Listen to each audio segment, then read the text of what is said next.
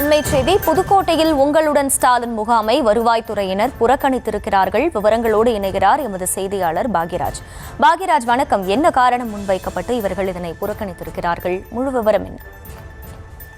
தமிழக அரசின் சார்பில் பொதுமக்களின் கோரிக்கைகளுக்கு உடனுக்குடன் தீர்வு காணும் வகையில் உங்களுடன் ஸ்டாலின் திட்டம் தொடங்கப்பட்டு தமிழகம் முழுவதும் முகாம்கள் மூலம் கலைஞர் மகளிர் உரிமை தொகை, முதலமைச்சரின் விரிவான மருத்துவ காப்பீடு திட்டம், சமூக நலத்துறை, வேலைவாய்ப்புத்துறை, தொழிலாளர் நலத்துறை உள்ளிட்ட பல்வேறு துறைகள் சார்பில் பொதுமக்கள் வழங்கக்கூடிய மனுக்களுக்கு தீர்வு காணப்பட்டு வருகிறது. இந்த நிலையில் தான் இன்று புதுக்கோட்டை அசோக் நகரில் தனியார் திருமண மண்டபத்தில் நடைபெற்று வரும் உங்களுடன் ஸ்டாலின் முகாமை வருவாய்த்துறையின் புறக்கணித்துள்ளனர். இதனால் மனு அளிக்க வரும் பொதுமக்கள் அவதிக்குள்ளாகி வரும் நிலையில் மாநகராட்சி பணியாளர்களை கொண்டு பொதுமக்களின் கோரிக்கை மனுக்கள் பெறப்பட்டு வருகிறது. வருவாய்த்துறையினர் தங்களது கோரிக்கையாக என்ன சொல்றாங்க அப்படின்னு பார்த்தோம்னா, உங்களுடன் ஸ்டாலின் திட்ட மனுக்களை முடிவு செய்திட போதிய கால அவகாசம் அளிக்க வேண்டும்.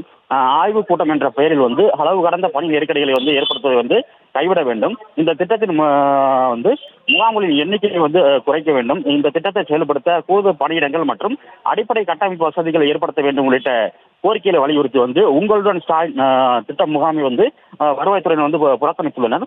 வருவாய்த்துறை சம்பந்தப்பட்ட கோரிக்கை மனுக்கள் மட்டுமே பெறப்பட முடியாத நிலையில மற்ற துறைகளை சார்ந்த அதிகாரிகள் பொதுமக்களின் கோரிக்கை மனுக்களை பெற்று உடனடியாக தீர்வு கண்டும் மனுக்களுக்கு பரிசீலனையும் செய்து வருகின்றனர்.